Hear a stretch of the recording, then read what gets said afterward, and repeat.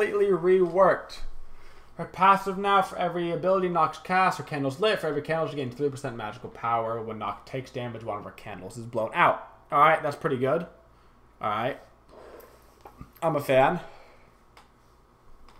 So basically, instead of getting damage reduction, she gets more damage, basically. So that's basically what is up with that. Okay, so Shadow Lock, that's her 1. Extends her shadow, rooting a single enemy and god in place for 2 seconds, dealing damage. It's a channeled ability. She channels the root and the bleed. She can cancel it if she wants to. Really strong skill. And it's basically used in combination with her Siphon Darkness. This is like her previous 3, except for the circle is much larger and the delay is a lot bigger. So now it's a 2-second delay. Instead of before it was like 1 second. But it's a huge circle. You use your 2 and then use your 1 to root them into place. Does upwards of 370 damage and 100% magical scaling. It's going to do so much damage. It's going to be an incredibly strong skill. Really, really strong. Shadow Step, which is a totally new skill. Kind of like her 1, actually. Her 1 is totally new to channeled ability.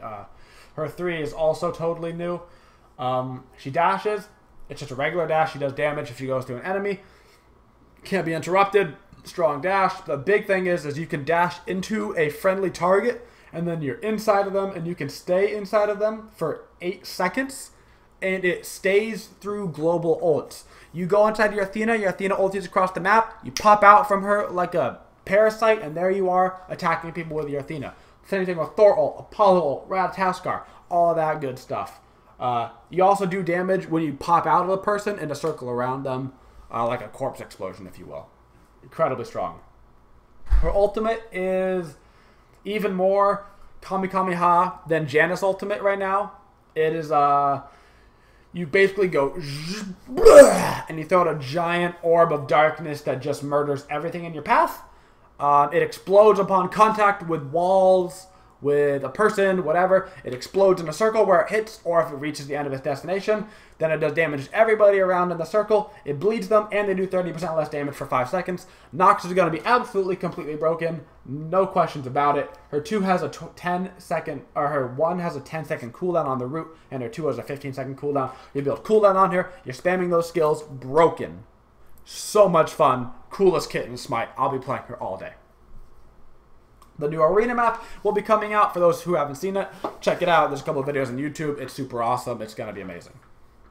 New God skins. Triumph Agony. The skin's awarded for completing the Spread the Love achievement, which does not retroactively work. You have to get it after this patch goes live.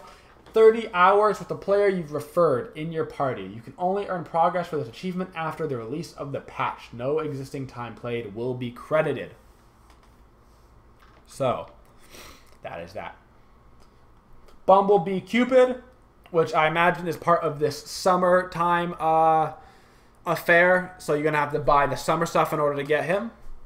Either that or he'll be a summer deal that you buy him and then you get something. I'm not sure what. They might have talked about during the patch notes, but I did not hear. Madame Darkness Knox is basically Voodoo Knox. If you've seen American Horror Story, it basically looks like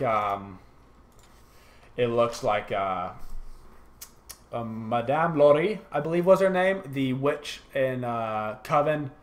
Yeah, I think that was her name. Anyway, it looks just like her, sounds just like her. That's basically what you're looking at. It feels very New Orleans. So, Crimson Death Kali, who cares? It's Kali. Kali sucks. Heavenly Warlord Sun Wukong, that's all that matters. That's the end of life. This is all that matters. Don't look at anything else. Stop, stop, stop. Wukong, life. Everybody buy the skin. Spam Wukongs everywhere. Alright. Next step.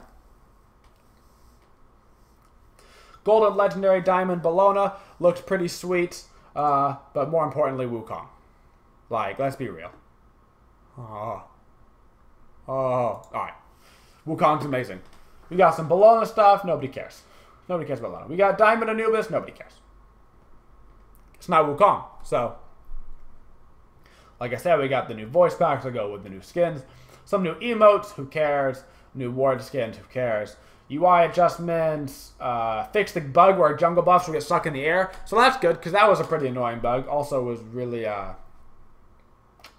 really messed up some starts to games if you couldn't get your red buff the entire game. That sucked. So, items. Let's get into the meat of this discussion, shall we? Most of the itemization are focused around hunters and the recent meta shift, primarily adjusting early game builds in the patch, and be looking to make more substantial adjustments to the late games as needed. Bluestone Pendant, physical power reduced from 15 to 10, reduced passive mana return from 3 to 1.5% of missing mana. Basically, this means Bluestone mana will not be nearly as strong. You're going to see a whole lot more Death Tolls pick up. Bluestone Pendant is still going to be viable. I imagine really heavy mana characters like Woojer will still pick it up, but Death Toll is going to be very viable now, back for the health regen at the start of the game. Witchblade got a buff, specifically on the aura which it provides. The attack speed aura was upped from 15% to 20%, and the attack power reduction from 25 to 30, making Witchblade a better counter item to build now, because it doesn't give them movement speed, so now the aura provides more stuff.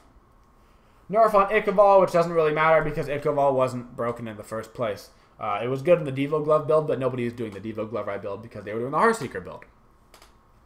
Executioner, price increased by 50 gold, who cares? Reduction in attack speed by 5%. That's alright. Still going to be a great item, still going to be part of a core build. Heartseeker, all they did was increase the gold about, I think, 100. Heartseeker's still amazing. I mean, Devo Gloves are going to be strong.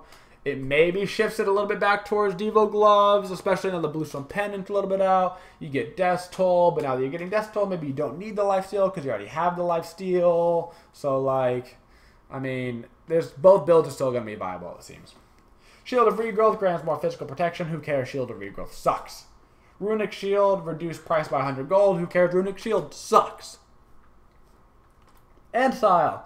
Ancile is actually an okay item that people don't really pick up. Reducing it down to 2,250 gold might bring it towards a little bit of meta. The problem being that you just see Ancile on a solo laner, and there's not that many magic characters being played right now. So, I mean, it's hard to pick up because, like, oh, magic defense. Oh wait, I'm going against 4, attack power based characters and 1 mage middle or something. So I don't know. Interesting change actually to Celestial Legion Helm. This is a bigger one than I think anything else. This will be big for solo laners, junglers, possibly support. Reduce the price on it by 500 gold, and the proc frequency has been increased from 15% to 15 seconds to 6 seconds, meaning that you can block, get the proc crit reduction every 6 seconds, which is not bad, especially with people running dual hunters. So that's a pretty big one. Into God balances. AMC. Basic attacks from ANC now extend the duration of bees by 1 second every time you hit them. Targets that suffer from bees for 4 seconds are disarmed for 1 second. Reduce the duration from 3 to 2 seconds on bees. Fix an issue where Vulcan's turrets will not take damage from bees if hit with honey. Basically, you auto-attack people, / hit them with your skills, and you can disarm people as an ADC against ADCs. So that is hilarious, because why not buff hunters? To be fair, AMC was not a good hunter. He still doesn't have a getaway, but that'll be very interesting to see if he gets put into the ADC role now with the disarm. You still have to lay your skills and keep the skill on him for 4 seconds, but I mean, that shouldn't be that bad. Posture's ultimate will now end if he dies, which is huge.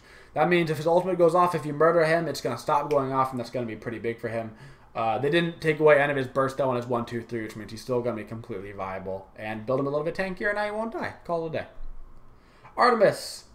Nothing. Whatever. Sorry, Artemis. I guess you suck. Quang.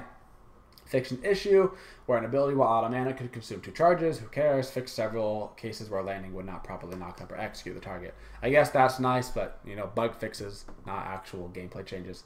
Truck. Truck still sucks. That's a weird change. Alright, whatever. Chang'e. Fix an issue where Jade Rabbit would get stuck on a wall in Joust map. That's unfortunate. Guess that was pissing somebody off in Joust, and they're like, please!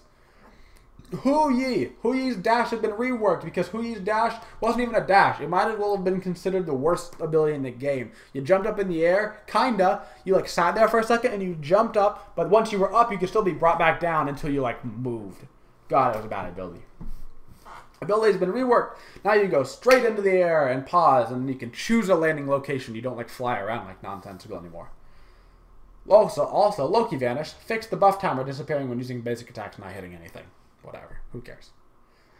Neja getting a new passive because Neja's passive was so good beforehand. Oh wait, his passive sucked. So now we have a new passive. Immortal Spirit has been reworked into Righteous Spirit.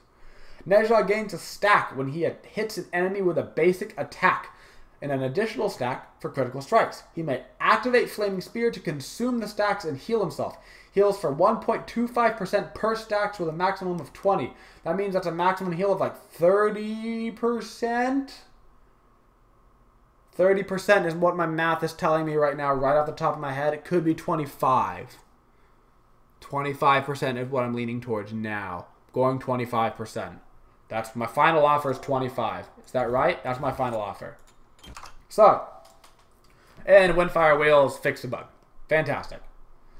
Ratatoskr, fine. Oh, here we go. Y'all gonna get hit with the boom, boom. Alright. Through the Cosmos, Ratatoskr will now land at the last valid location target if the ability runs out of time.